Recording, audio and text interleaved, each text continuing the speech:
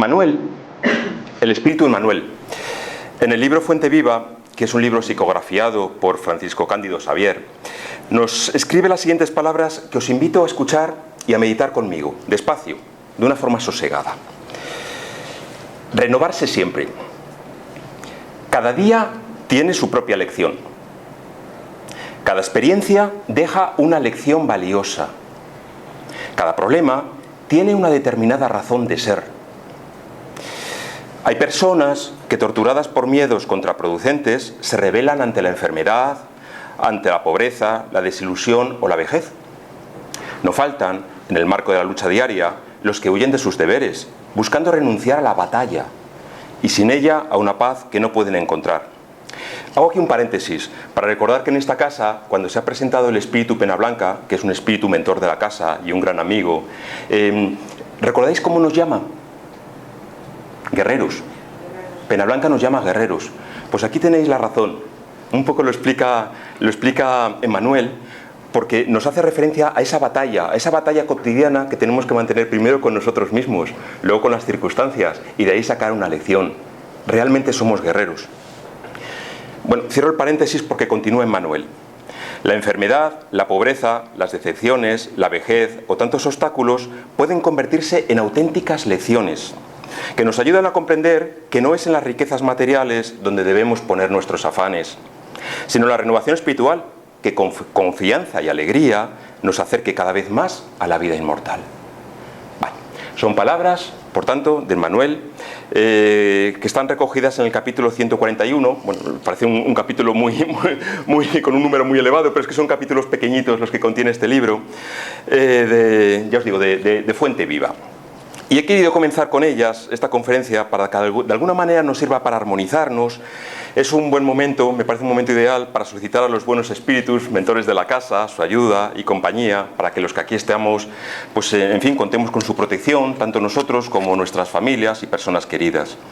A ellos, por tanto, me encomiendo en la exposición de esta charla, sabiendo también, en palabras de don Miguel Vives y Vives, aquel estupendo espírita español de principios del siglo XX, que lo bueno, lo positivo que pueda haber en esta conferencia se debe a los espíritus mentores, y cualquier posible fallo, pues únicamente es responsabilidad de quien les habla, bueno, y del ordenador también. Así que comenzamos. Pero antes de comenzar, y dado que estoy viendo caras nuevas entre el público, tampoco sé exactamente pues qué conocimiento tienen del espiritismo, permitidme un par de minutos para describiros de alguna forma lo que es el espiritismo.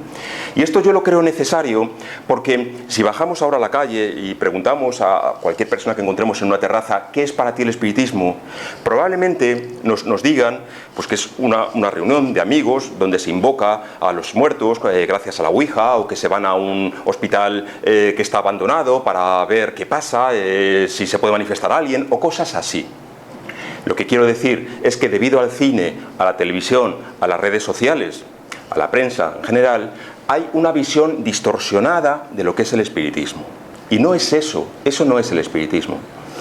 El espiritismo es os lo voy a decir con mis palabras, luego tenéis ahí los libros, lo podéis leer de una forma mejor descrita. Yo voy a hablaros con mis palabras.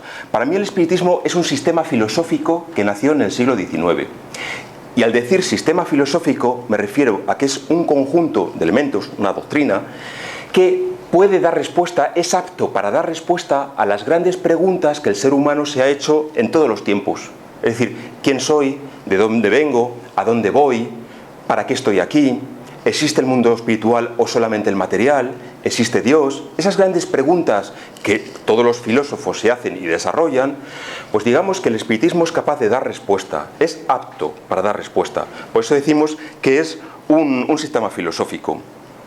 Entonces, bien, sistema filosófico que, comprobando y constatando la existencia del mundo espiritual, tiene los medios para ponerse en comunicación con este, a través de una facultad que todos tenemos y que llamamos mediumnidad.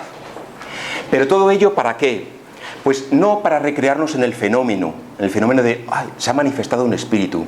No, el fenómeno tiene su punto interesante, pero no ese es el fin, sino que el fin tampoco es, por cierto, me corto a mí mismo, en cuestionarnos sobre el futuro. El espiritismo no está para indagar el futuro. Porque si nos preocupamos por el futuro, nos podemos olvidar de vivir el presente. Y ese es un gran error. Todas las escuelas religiosas, todas las escuelas filosóficas insisten mucho. Vive el presente, vive el momento. El presente es importante. Por tanto, no nos tenemos que preocupar tanto del futuro. Entonces, ¿cuál es el fin? Pues el fin del espiritismo es el progreso personal. El salir siendo mejores personas. Nosotros y en nuestro entorno. Colaborar a la mejora de nuestro entorno. Esta es la finalidad del espiritismo y que lo distingue, por tanto, pues de grupos de parapsicología, etc. ¿Vale? Con todo mi respeto, que tienen su forma de trabajar y tienen su interés y tienen su función. Pero en el caso del espiritismo, no. Se trata, sobre todo, de un fin, no quiero utilizar la palabra, pero es que no encuentro otra mejor, un fin moral, de mejora personal y de los demás. Entonces, el espiritismo fue codificado en 5 libros fundamentales por el pedagogo francés Allan Kardec: el libro de los espíritus, el libro de los médiums, el Evangelio según el espiritismo, la Génesis y el cielo y el infierno. Y en otros muchos libros complementarios que todos los espíritas posteriores publicaron. ¿Vale? Bien, entonces, ¿vale? Pues es una simple pincelada para explicar. Y para aquellos que estéis interesados, pues en esta casa recomendamos empezar a lo mejor por la lectura del libro de los espíritus. Dicho esto, pues ya propiamente voy a empezar con el tema de la conferencia de hoy. Necesidad de estudiar el espiritismo. No sé si os habrá pasado a vosotros, pero así lo creo. A mí al menos me pasó que desde el primer día que pisé un centro espírita, empecé a escuchar el consejo de estudiar. Es necesario estudiar. Estudiar el espiritismo, estudiar obras de espiritualidad en general, estudiar también actualidad, historia, ciencia, cada uno según sus posibilidades, según el tiempo que tenga, según sus inquietudes. Estudiar la doctrina espírita. Esto es una peculiaridad, yo creo, de los centros espíritas. Cuando tú llegas a un centro donde se hace espiritismo, no se aconseja que empieces a practicar yoga o ejercicios de pranayama, de respiración, o cómo empezar a hacer viajes astrales, o de concentración. No. El consejo es mucho más sencillo. Estudia. Y esto no nos lo dicen solamente los dirigentes de los centros espíritas, sino que también en la mesa mediúmnica, cuando se presenta un espíritu en mediunidad, es una constante. Nos dicen: hermanos, nos llaman así, hermanos, lean, reflexionen sobre lo leído, estudien, denle vueltas al tema, vuelvan. Es una constante. El estudio es un consejo que continuamente nos están transmitiendo. Y esto es una tarjeta de presentación, yo diría, del espiritismo. Estudio que, por otro lado, no termina nunca, porque las comunicaciones espiritistas son continuas y no basta solamente saber lo que históricamente se ha escrito, sino también la actualidad, lo que en otros centros espíritas se desarrolla, en el nuestro propio, etc. También lo que se trabaja en otros centros, en otras ciudades, en otros países. Tenemos que estar puestos al día de todos los trabajos espíritas.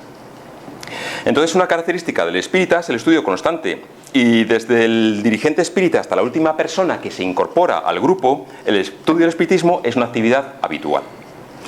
Esto, por cierto, lo han comprendido muy bien, entre otros, nuestros hermanos los masones, los masones y cualquier otra organización iniciática, quienes afirman entre ellos que el que tiene más rango y llaman maestro, en realidad es un eterno aprendiz. ¿Sabéis? En casi todas las organizaciones iniciáticas tienen una forma de conocimiento donde cuando uno se adhiere, pone al grado de aprendiz, posteriormente pasa a ser compañero y posteriormente maestro. Si algunos lo estáis preguntando, yo no soy masón. Sin embargo, tengo amigos masones de cuya amistad me honro. Y gracias a esta amistad, pues sé un poco sobre este sistema iniciático.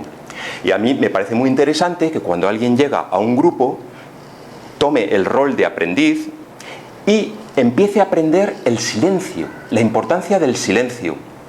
¿Por qué? Porque esto al final te da humildad. Tú no puedes llegar a un grupo y colocar ahí, aunque tú seas un catedrático de universidad, aunque hayas estudiado lo que sea, ¿vale? Si tú llegas a un grupo nuevo, muchas veces con humildad, tienes que empezar a guardar silencio, a escuchar, a darle vueltas en tu interior, a valorar, a aprender. Entonces, también como fruto de ese estudio, pues está esa expresión, que el maestro es un eterno aprendiz, dicen ellos. Bueno, pues en el espiritismo un poco sucede lo mismo, y encontraréis que los dirigentes que llevan muchos años de experiencia estudiando el espiritismo, y sin embargo siempre manifiestan que ellos estudian continuamente, que vuelven a leer el libro de los espíritus, que en una nueva lectura descubren cosas nuevas que antes no se habían percatado, y que eso les sirve. A mí eso me parece maravilloso, porque hace que el espiritismo sea algo vivo, constante. Bueno, en este punto es donde debemos hablar de lo que se conoce como estudio sistemático de la doctrina espírita. Muchos centros espíritas siguen un plan de estudio pues sistemático, organizado, de la doctrina, aunque ya lo adelanto, ni es el único medio de estudio ni es el mejor, pero es bueno conocerlo. Este plan de estudio se originó sobre todo en los centros de Brasil, que tienen la fortuna de que cuando abren un centro espírita de repente van 400, 500, 600 personas. Fijaos, nosotros somos muy poquitos. Imaginaos una sala con 500 personas reunidas. Entonces, ¿qué sucede? Como es imposible controlar uno a uno su evolución, etcétera, alguien se preocupó, tomó el trabajo de codificar de alguna forma el estudio sistemático para facilitar el estudio de todas esas personas. Este estudio sistemático, por cierto, lo tenéis disponible en internet porque está libre de copyright, y si os puede servir lo podéis utilizar. Está ahí.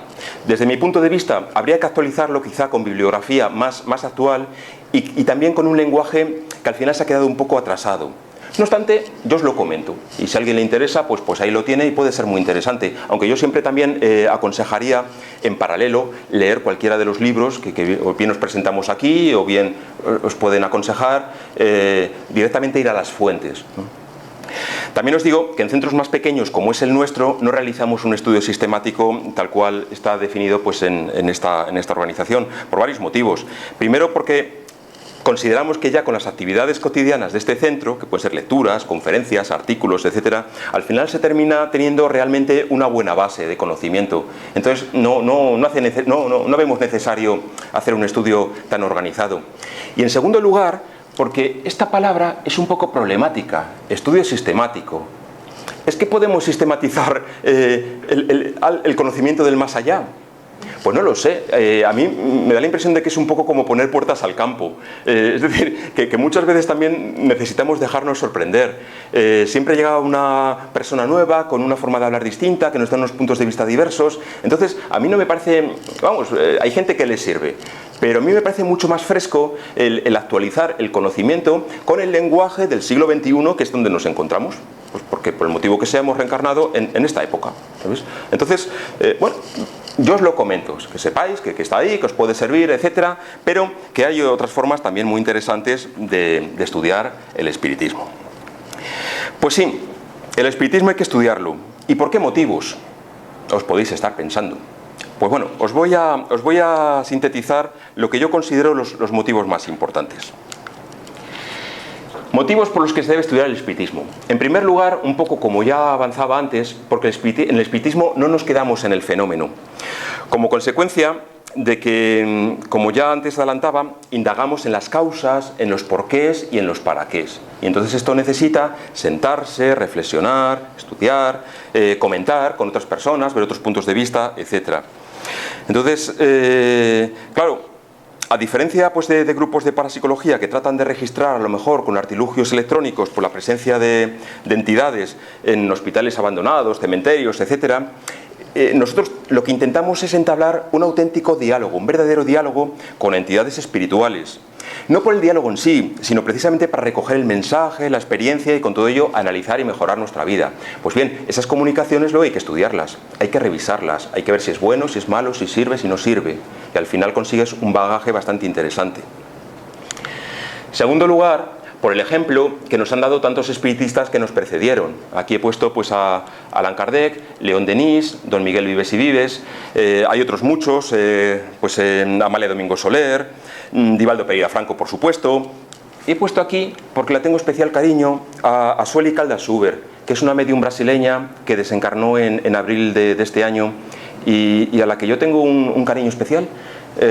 No os puedo explicar más, son cosas que son así y así os las transmito. En realidad es una pena porque tiene como 19-20 libros y solamente uno de ellos, que a mí me conste, está traducido al español, que es un libro que habla sobre obsesión y desobsesión, y me parece un libro maravilloso, maravilloso. Entonces, entre eso y alguna cosilla más que he leído, yo esta mujer no sé ni quién es, ni, bueno, sí, sé dónde nació y tal, pero tengo una afinidad con ella que no os la puedo explicar, y me pareció, bueno, por capricho del ponente la he puesto. No me preguntéis más. Bien, entonces a lo que iba, que todos los espiritistas que nos han precedido, o incluso que son coetanos, nos han demostrado con su vida que el estudio les sirve para avanzar, les sirve para profundizar y les sirve para transmitir, porque el espiritismo no puede ser un agua estancada. El agua cuando se estanca se corrompe, tiene que correr como un río, ¿vale? Para ser el agua fresca, para que llegue, hay que divulgarlo. Entonces para eso también es necesario formarse. Tercer lugar, porque el espiritismo, al cual llamamos la tercera revelación, es una revelación abierta y entonces es necesario estudiar. Decimos que tercera revelación, considerando que la primera revelación pues fue la que se nos dio por Moisés. En esta primera revelación, sobre todo, lo importante fue la transmisión de la existencia de un Dios único, que se plasmó pues, en aquella frase del Deuteronomio, de la Torá, en realidad, que los judíos piadosos rezan todos los días cuando se levantan y cuando se acuestan, la Shema. No sé si recordáis, escucha Israel, el Señor tu Dios es un único Dios y amarás a tu Dios con todo tu corazón, con todo tu alma, con todas tus fuerzas. Esa es la Shema, ¿no?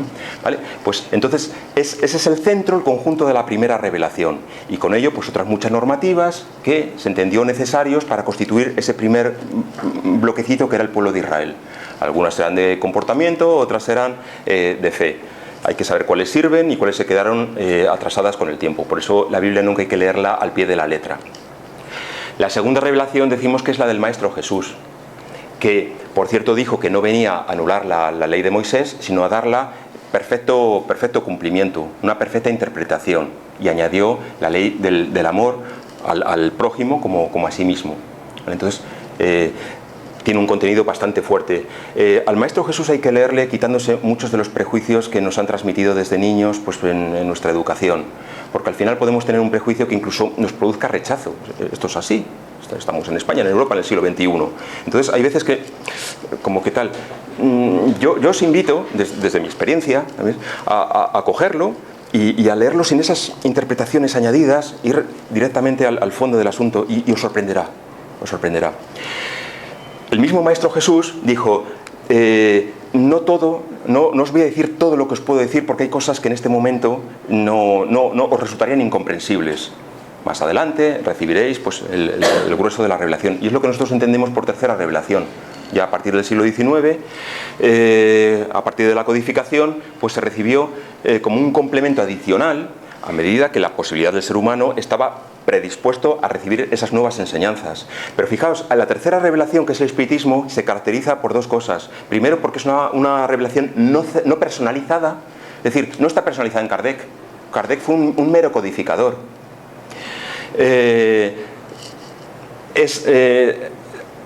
Tan buena es la revelación que pudiese hacer Kardec en los 5 libros de la codificación como la que pudo hacer León Denis o Delanoë o Divaldo Pereira Franco, o en nuestra mesa mediúnica de esta humilde casa cuando se recibe un mensaje. No está personificada en nadie en concreto y además es abierta, es decir, continúa. Un nuevo mensaje que se pueda recibir en un centro espírita debidamente confrontado y valorado, que no todos sirven, se puede convertir en revelación. Entonces, claro, por lo que os estoy diciendo, ya podéis adivinar la necesidad del estudio. Yo tengo que saber, cuando recibo un mensaje en la mesa mediúnica, si sirve o no sirve, porque yo en mi cabeza tengo que confrontarlo con las revelaciones anteriores, más otros mensajes que se hayan podido dar en el pasado, en la codificación o en tantos otros libros. Es necesario una forma activa de ver si ese mensaje sirve o no sirve. Esto se hace estudiando. Como consecuencia del anterior, necesitamos tener certeza de la validez de una comunicación mediúnica. ¿Por qué? Porque los espíritus a veces mienten. Es decir, en la mesa mediúnica se puede presentar una pluralidad de espíritus de diferente grado de conocimiento. De hecho, en casi todos los libros de Allan Kardec siempre hay un capítulo muy importante que reserva a distinguir cuándo un espíritu es de conocimiento a cuándo un espíritu no lo es. Las diferentes escalas espíritas. Eso lo tenéis en el libro de los espíritus, en el libro de los medios, en la revista Espírita vienen varios artículos. Es decir, es una cosa de que se preocupó mucho Allan Kardec, de saber distinguir cuando un espíritu realmente es de conocimiento o es un espíritu burlón o mentiroso que se hace pasar por un conocimiento y te coloca una que no veas. Entonces, claro, tú tienes que saber si eso sirve o no sirve. Tienes que ser cuco, tienes que ser pillo, tienes que saber. Entonces, eso por un lado. Por otro lado, también es muy habitual que cuando alguien empieza a desarrollar la mediunidad tenga una característica que llamamos animismo. ¿Qué palabreja es esa y qué quiere decir? Pues quiere decir que el medium que empieza se concentra, pero en realidad no recibe un espíritu, no es incorporado por un espíritu, sino que es su propio espíritu el que empieza a hablar. Su propio espíritu, porque nosotros somos espíritus. Eso lo tenéis claro, ¿verdad? Somos espíritus que nos hemos puesto este traje de carne. Algunos más esbeltos y otros pues, que nos sobran aquí bastantes cosas. ¿Qué le vamos a hacer? Bien, ese es el traje que nos hemos puesto, pero en esencia somos espíritus. Y entonces, ¿qué sucede? Pues no es lo que quería decir, pero bueno, da igual. con el tema este. Bueno, no debía ser importante, con lo cual continúo. Bien, vale, os decía que eso es el animismo, cuando el propio espíritu es el que habla. Esa comunicación no tiene ningún valor, porque para eso no montamos una mesa mediúnica, nos bajamos al bar de abajo, nos sentamos con unas cervezas y te cuento mi opinión sobre la vida. Pero para eso no montas una mesa mediúnica. Es decir, el animismo, aunque es una fase, yo diría que casi por la que todos pasamos, porque las tuberías están sucias y hay que desatascarlas. Entonces, hay que pasar por ello. Pero ahí está, hay que saber, la persona que acompaña al medium, si el medium en cuestión está teniendo animismo o no. ¿Vale? Pues para ayudarle, para animarle, etc. Tercera posibilidad, hay mediums que mienten. Esto es muy fuerte, pero a veces sucede. ¿Qué ocurre? Al final somos humanos. Imagínate que estás en una sala, en una mesa mediúnica, donde los demás mediums empiezan a hablar. Tú no recibes nada, no sientes nada, te sientes un palo seco, ¿sabes? Y dices, madre mía, qué vergüenza, van a decir que yo soy una M, ya sabéis. Y te colocas ahí una historia que no sabes de dónde te ha salido, pero se la colocas, que vamos, no sirve absolutamente para nada. Pues eso hay que saberlo. ¿Sabes? No es deseable, pero somos humanos y es una de las posibilidades que se puede dar. Pues ya está. ¿Sabes? Pero lo que pasa es que hay que estudiar para saber si realmente es una situación válida o no lo es. Bien, importantísimo. Para trabajar la humildad, el estudio nos hace ser humildes. Porque cuanto más estudies, más sabes que no sabes nada. Es decir, tú te piensas que dices, vale, fenomenal, vengo yo aquí con mi carrera de economista, encima yo doy clase, ¡buah! ¿Sabes? Aquí yo voy a sacar adelante el centro espírita. Ay, pobre de ti. No. Porque, como leímos el otro día, en el libro de los miércoles, Las Memorias de un Suicida, venía encabezado por un párrafo del Evangelio, donde el Maestro Jesús hacía una pequeña oración que decía: te doy gracias, Padre, porque estas cosas no las has revelado a los sabios y poderosos del mundo, sino a las personas humildes. Y las personas humildes, yo al menos mi experiencia en esta casa, en otros sitios, son en realidad los que más saben. Con lo cual uno más le vale callarse, escuchar y decir, esto es así. Es decir, yo estudio, pero qué lejos estoy de los que realmente saben. Y eso es bonito, porque, bueno, primero he apuntado aquí porque nos lo dicen los espíritus. Hay un punto, el 765 del libro de los espíritus, donde Kardec pregunta a los espíritus, ¿cuál es el mayor obstáculo para el progreso? Y le responden, el orgullo y el egoísmo. Si nos pensamos que estamos sobrados, no avanzamos, al contrario, retrocedemos. Entonces, es importante trabajar la humildad, y se trabaja a través del estudio. Pero humildad no solamente personal, yo diría que también colectiva. A mí me produce un poco como mal sabor de boca cuando escuchamos, aquí no se dice mucho, pero a lo mejor vas a congresos, conferencias, etcétera, y siempre hay alguien que dice, porque nosotros los espíritas sabemos que esto es así. Bueno, nosotros los espíritas sabremos un poco, pero no somos muchas veces mejores que el resto de la gente. A veces somos peores, A veces somos peores. Lo único es que sabemos por dónde tenemos que tirar, por dónde tenemos que trabajar, avanzar. pero no, ni mucho menos somos mejores que nadie. Pero esto hay que saberlo, ¿sabes? Pero no solo esto. Ayer en casa con Juanma veíamos que lo estábamos buscando, el capítulo 1 del libro de la Génesis, que se llama el carácter de la revelación espírita, y hay un párrafo muy interesante, donde el propio Kardec dice: si la ciencia llega a demostrar que el espíritu no tiene razón en el punto que sea, el espiritismo se tiene que plegar y dar razón a la ciencia. Esto es muy fuerte, pero esto lo dijo Kardec. De verdad, no lo digo yo. Mirad el capítulo 1 del libro de la Génesis, tal cual. Si es cierto que previamente ha dicho, a ver, cuidado, porque al menos las ciencias materiales, de lo que hablamos de las ciencias físicas, tienen que tratar sobre el mundo material. El espiritismo habla sobre el mundo espiritual. En principio no tiene por qué haber confrontación entre la ciencia y el espiritismo. Son ámbitos totalmente distintos. Pero también existe la ley del progreso. Entonces, si en un momento dado hubiese algo que estamos haciendo mal, nos tenemos humildemente que plegar y decir: pues esto es así, adelante. Es decir, no cabe el dogma de fe en el espiritismo. Y a mí esto me parece el gran broche de oro. Por último,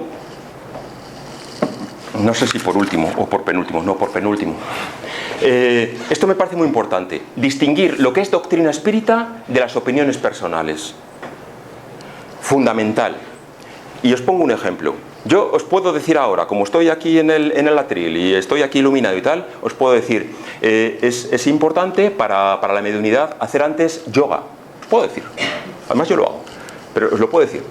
Entonces, bueno, vosotros, si habéis estudiado espiritismo, podéis decir: perfecto, es una opinión personal de Víctor. ¿Le viene bien? Pues mejor para él. Pero en ningún caso vosotros os tenéis que alinear con ese parecer mío. Con lo cual, si no hacéis yoga, perfecto. Tendréis otros métodos para concentraros, pues mejor para vosotros. Ahora bien, si yo os digo, el día que tengáis mesa mediúnica conviene que no comáis mucho, que no os toméis una fabada asturiana de primero, un cachopo de segundo y un arroz con leche de postre. Pues esto no es una opinión, porque eso lo leeréis en el libro de los médiums, que lo establece Allan Kardec, pero también lo comenta André Luis, por ejemplo, en Dominio sobre la mediunidad, y en tantos ejemplos de médiums que dicen: mira, es que si tienes una digestión pesada y te sientas en la mesa mediúnica, la cosa no va a ir bien, ¿vale? Entonces, eso sí que lo podéis entender como algo bastante alineado con la doctrina espírita. Entonces, es muy importante que sepáis distinguir opiniones de doctrina espírita. Y en este punto os voy a abrir mi corazón. Os voy a decir que si, en mi caso, si he perseverado en el espiritismo, ha sido gracias a tener claro esto. Porque yo recuerdo veces que vas a un congreso espírita y, sin decir nombres, porque estaría mal que yo dijera aquí un nombre, y alguien te coloca una charla que en un momento dado dices: ¿me he confundido y me he metido en una iglesia evangélica? ¿O me he metido en una charla de espiritismo? Claro, si tú no sabes distinguir esto y no comulgas con las ideas del ponente, vas a decir: ¡buah, espiritismo, esto es insoportable, me voy, me doy un portazo, no vuelvo! Ahora bien, si tienes claro lo que es opinión personal de lo que es doctrina espírita, al contrario, esa tensión que tenías, esa mala leche que se te estaba poniendo, se te quita, porque es la opinión de una persona que es respetable, como cualquier otra. Yo no coincido con él, pero yo lo escucho y lo respeto, porque sé que yo no hace falta que me alinee con esa opinión. Yo tengo claro lo que es doctrina espírita y me quedo tan tranquilo. Entonces, es muy importante saber distinguir. Pero incluso yo también diría que es una responsabilidad cuando alguien da una conferencia, pues como en este momento me estoy dirigiendo a vosotros, si yo en un momento doy mi opinión, es bueno que os diga: esto es opinión mía. Esto lo hemos visto muchas veces en el Zoom, cuando hemos tenido reuniones online, durante la pandemia, etc. Es muy bueno dejar claro lo que es doctrina de lo que es una opinión, porque, sobre todo para que las personas que no están de acuerdo con ese punto se queden tranquilas. Entonces, claro, esto requiere bastante estudio, ¿os dais cuenta? Y ahora sí, el último, para evitar la fascinación o la mistificación. ¿A qué me estoy refiriendo? ¿Qué palabrejas son estas? En realidad son neologismos, son palabras nuevas que se utilizan en el espiritismo. Fascinación es aquella situación en la cual una persona va a un centro espírita, pero no para aprender espiritismo, sino que va fascinada, de ahí la palabra, pues por un determinado espíritu o por un determinado medium que le gusta, y no se ocupa en realidad de estudiar, sino que solamente escucha, así, un poco con los ojos en blanco, casi como en éxtasis. Pero en realidad eso no le sirve. Y te encuentras con situaciones un poco lamentables de personas que llevan años y que de repente te hacen unas preguntas que dices, pero hombre, de Dios, si llevas 8 años en el espiritismo y me haces esta pregunta, porque realmente no han profundizado. Kardec pone bastante en guardia en la introducción al libro de los espíritus contra el tema de la fascinación. Y otro error, la mistificación. Mistificación también es un neologismo. No tiene nada que ver con místicos, ¿vale? Y por cierto, lo podéis encontrar con S o con X. En la literatura espírita de corte brasileño le suelen poner una X, porque entendían que lo místico no es algo negativo, eso es una forma de espiritualidad. Entonces, de alguna forma, dicen, pues puestos a inventar palabras, le añadieron una X. Muchas obras brasileñas se tradujeron al castellano, al español mejor dicho, en Argentina, y mantuvieron la X, y ahora han vuelto a España y mantienen. Entonces podéis encontrar mistificación o mixtificación, las dos formas, y quiere decir lo mismo. Es aquella situación donde se presenta un espíritu, que normalmente es un espíritu de baja vibración, pero se hace pasar por alguien importante, el espíritu de San Luis o el espíritu de Santa Teresa de Lisieux o algo así. Te coloca una conversación encima, como son buenos, bastante elevada, y si no estás preparado te pueden confundir. Muchas veces mistificación es sinónimo de mentira, de equivocación, por lo cual tenemos que estar muy atentos para cuando escuchamos una comunicación saber si realmente hay un espíritu mistificador o no. Esto es un trabajo difícil y continuo, bastante prolongado porque no se sabe, muchas veces hay que darle vueltas a las comunicaciones, etcétera, ¿no? Este es un auténtico riesgo, tanto el de la fascinación como el de la mistificación. Y ya os comentaba que el propio Kardec, en la introducción al libro de los espíritus, nos pone alerta sobre ellos. Hay otros motivos por el cual se aconseja el estudio del espiritismo, pero yo sencillamente me quedo con estos, con una conclusión. El espiritismo nos hará libres si lo practicamos bien. Por supuesto que la frase, estoy parafraseando la sentencia de Juan el Evangelista, cuando citó aquella máxima del Maestro, la verdad os hará libres. Entonces, bien, yo me quedo con esto, el espiritismo también, bien aplicado, nos hará libres. Pero, claro, nos hará libres porque nos tiene que llevar a una verdad, pero una verdad no teórica, no en un sentido teórico. Es decir, no venimos al espiritismo para tener conocimiento, como cuando vas a otras escuelas filosóficas que te ofrecen el conocimiento, etc. No. Una verdad práctica que nos tiene que llevar a ser mejores personas. Yo diría que el espiritismo nos tiene que ayudar a sacar la mejor versión de nosotros mismos, limándonos de cosas que nos estorban. Esto es un trabajo continuo, sacar la mejor versión de nosotros mismos y sobre todo aplicarlo en nuestro entorno, llevar armonía a nuestro hogar, realizar un trabajo honrado y bien hecho en el trabajo que cada uno, cada una tengáis, sonreír al cruzaros con un vecino. ¿Cómo es nuestro trato con los camareros cuando vamos a un bar, a un restaurante? Con las personas que en general nos sirven, nos atienden. ¿Hacemos un ordeno y mando? Una cerveza y una de bravas. O ponemos un por favor, una sonrisa, sabiendo que hay una persona ahí que está trabajando para que nosotros estemos bien. ¿Qué menos que una sonrisa, un por favor y un gracias? Bueno, en las redes sociales, que hay tanto experto del odio, tanto hater, qué buena ocasión para poner en práctica con las nuevas tecnologías lo que nos dicen los hermanos en la mesa mediúnica. Ante el mal tenéis que cubrir el mal con una sobreabundancia de bien. Pues cuando veáis esos escritos, esos comentarios en las redes sociales, poner algo positivo, pero muy positivo. Siempre hay algo bueno, dentro de que el mundo pues está loco, como bien sabéis, pero siempre se puede poner una nota de positividad. En definitiva, yo creo, nos tendría que ayudar el espiritismo a hacer más agradable la vida a los demás. Dentro, cada uno, del entorno en el que os mováis, de vuestras circunstancias, las que sean, da igual. Hacer más agradable la vida a los demás. A mí, siempre que llego aquí, me gusta citar una canción de Ana Belén no insistáis, no os la voy a cantar. Aquella de solo le pido a Dios que el dolor no me sea indiferente, que la reseca muerte no me encuentre vacía y sola sin haber hecho lo suficiente. Que la muerte no me encuentre sin haber hecho lo suficiente. A mí eso se me pone la carne de gallina cuando uno hace examen de su vida. ¿Estoy haciendo lo suficiente? Y fijaos que no estoy hablando de hacer grandes cosas. Yo creo que a ninguno de los que estamos aquí nos van a dar el premio Nobel, ni el premio Princesa de Asturias tampoco. Pero sin embargo, en nuestro entorno tenemos una gran labor de pequeñas cositas, y podemos hacer mucho, aunque no os lo parezca.